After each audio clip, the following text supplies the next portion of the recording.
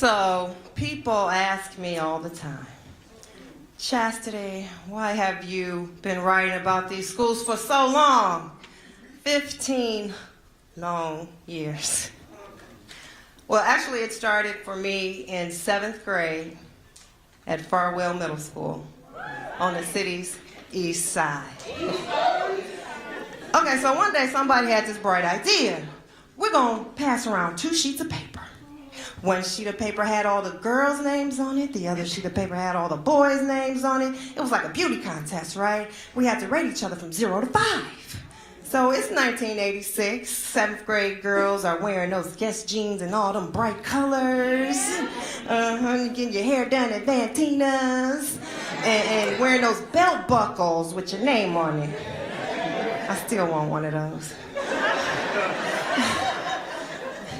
Those were the girls who got the 4s and the 5s. I had a played-out Jerry curl. I wore my cousin Marla's hand-me-downs.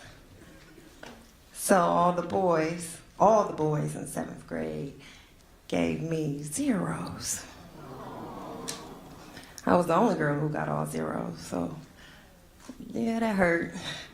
So while we standing around talking about all my 0s, little did we know that the math and academic games teacher, Mr. Stevens, was listening. Now, Mr. Stevens had taught me that you pronounce your name how it's supposed to be pronounced, Chastity. So this day, I hear Chastity. I'm already having a bad day, y'all. And now everybody is looking at me. And it feels like there's a spotlight on me and the whole world is looking at me. I'm having a bad day. And it feels like the room is throbbing. I'm like, what? And what he said, I will never forget. Chastity will be a success at whatever she chooses to do. Hold up now. At this point in my life, I'm only good at 2 things. I'm good at looking after kids because I was the big sister and role model to Ina, Erica, Sloan, Gary, Monique, Megan, David. I was the oldest of 8.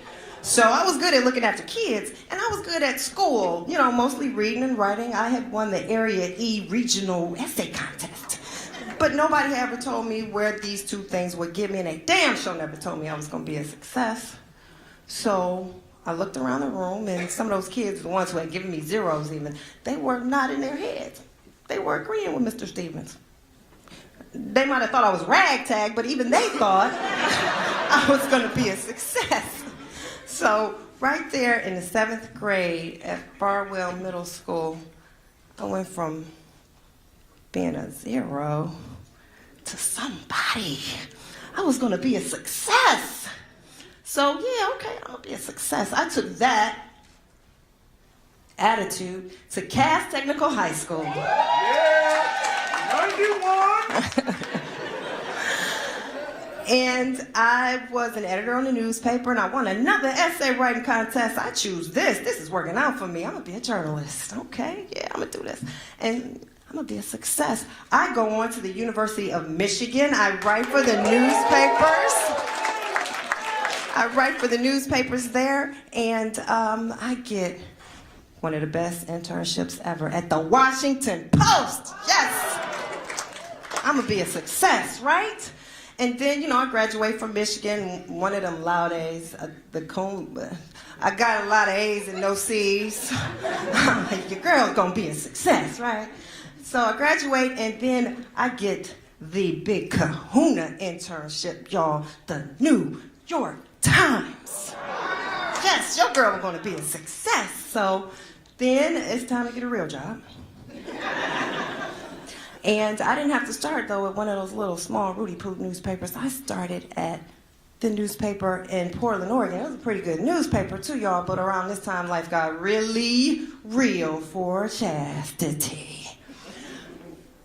My family was going through some hard times, so I took my sisters with me to Oregon to live. I mean, remember, I'm good at 2 things, taking care of kids and school, so they went with me. I was 21, and the twins were 15. Yeah, we left Brightmoor, got on a plane, flew 3,000 miles away from where anybody knew or loved us to Portland. There I was, 21, 100 pounds, dripping wet, holding my luggage with 2 teenagers. And life got real scary when I realized I was in charge of their education.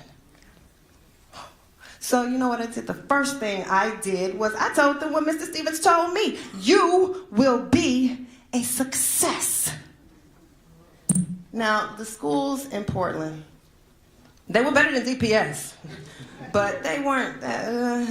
So I assigned them to read Zora Neale Hurston. I assigned them to read Richard Wright. I assigned them their first real research paper. And then I found out school kind of has to happen outside of school. So we hiked through the waterfalls in Oregon. We went to the coast. We went to California, Hollywood, LA. They got to touch the Pacific Ocean, the one they had learned about in school. And you know what the twins did?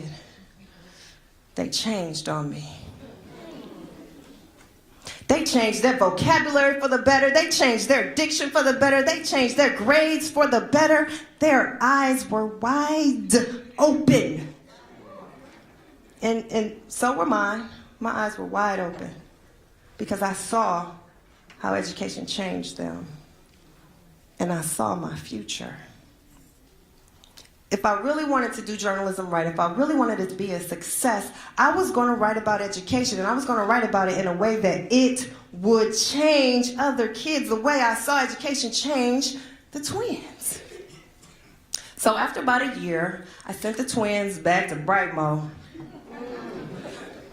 But they would go on to be the second and the third in our family to graduate from college. They are now making bigger moves and bigger money than me, so it worked out. Shout out to the twins. But in Portland, I worked my way up to writing about education.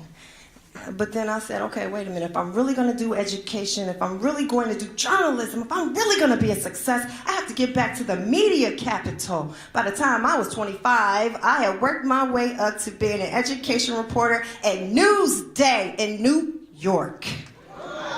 Yes, the 6th largest newspaper at the time. I was 25. I was being a success. And I hated it. I'm gonna let you in on a little secret. I was assigned to write about Long Island schools, and they are pretty good, pretty well funded. I had to look really hard and scrounge up to find those corners of poverty and brown kids and black kids that really needed a change. And I just wasn't having an impact. I wasn't changing anything for anybody. Then 9/11 happened. What? People were dying. People were crying. They had me going out here tiptoeing around this nasty ass hole in the ground that was coughing up this smoke that looked like it was gonna give you cancer. I ain't built for that, y'all. All I could think about was my mama or my grandma Bessie was gonna have a heart attack if they knew what I was out there breathing in. But you know what? As Providence would have it, around that time, the Detroit Free Press called me and offered me a job nobody else wanted.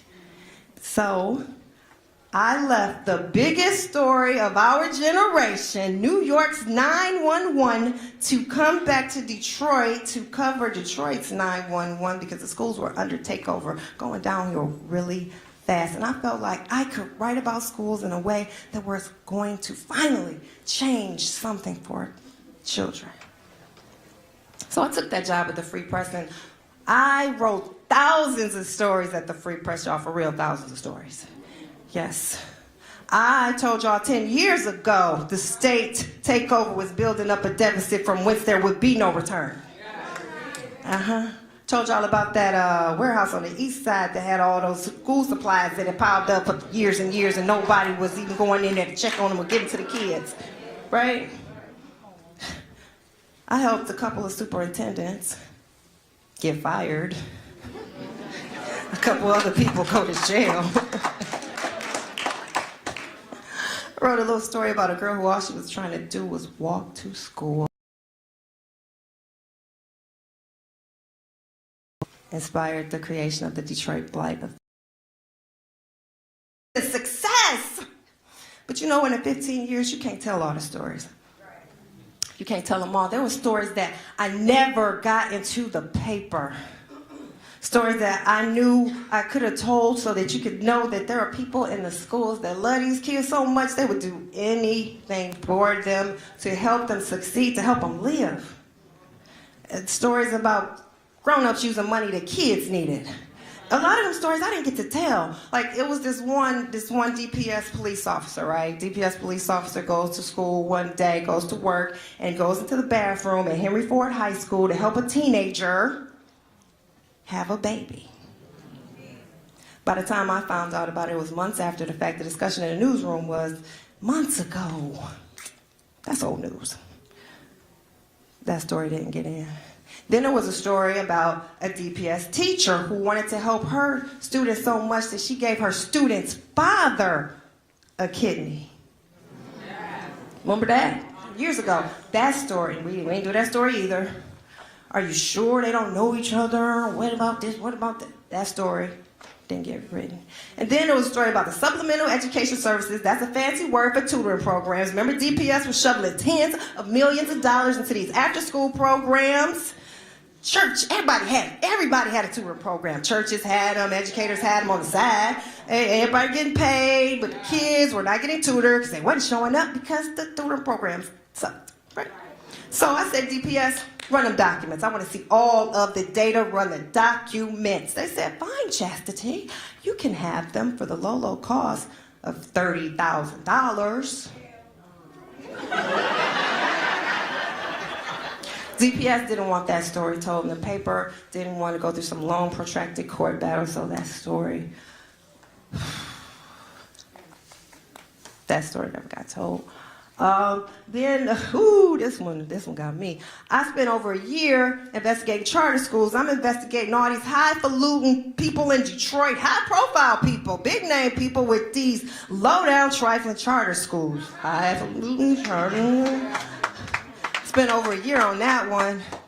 No, I didn't run. I'm sorry, y'all. I failed. I didn't get a lot of really good stories in the paper. But I'm telling you now, right? Yeah. So I left the paper, and I now work with some of the best journalists this state has ever seen at Bridge Magazine. Yes. We are not for profit. We are for purpose. Our stated mission, our stated purpose, we say this out loud, y'all. Our mission is to investigate and write about policies so that we can make Michigan better. Yes. Some would say, Chastity, you are a success. You are at the Bridge. We hear you on the radio. We see you on TV. Won a bunch of awards. I just got back from Paris lecturing about Detroit public schools. Girl, you a success. No, all I see are schools that are no better than when I got here and started writing these thousands of stories. Now ranked worst in the nation.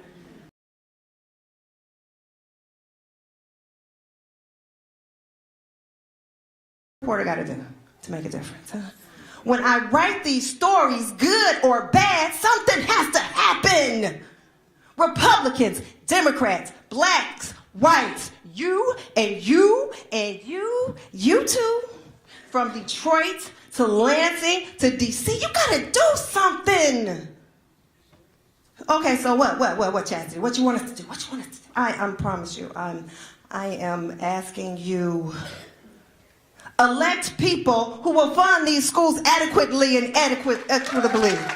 Pay teachers like Brittany. Pay them what they are worth so that they want to work here. Do what Mr. Stevens did for me. Have high expectations and expect these kids to succeed.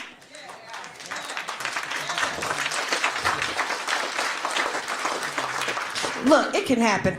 Massachusetts used to have mediocre schools. Now they are best in the nation and high in the world because they changed how they do schools. I went to Massachusetts. I investigated it and I reported on what they are doing and I brought it back and I put it in bridge for y'all to see. This can happen. It happened in Massachusetts. It can happen here for kids in Detroit, but you have to choose it.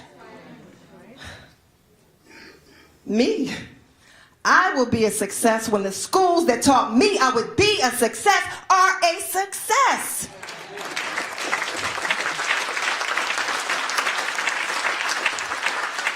That's when I will have fulfilled the destiny of that 12-year-old girl from Mr. Stevens' class.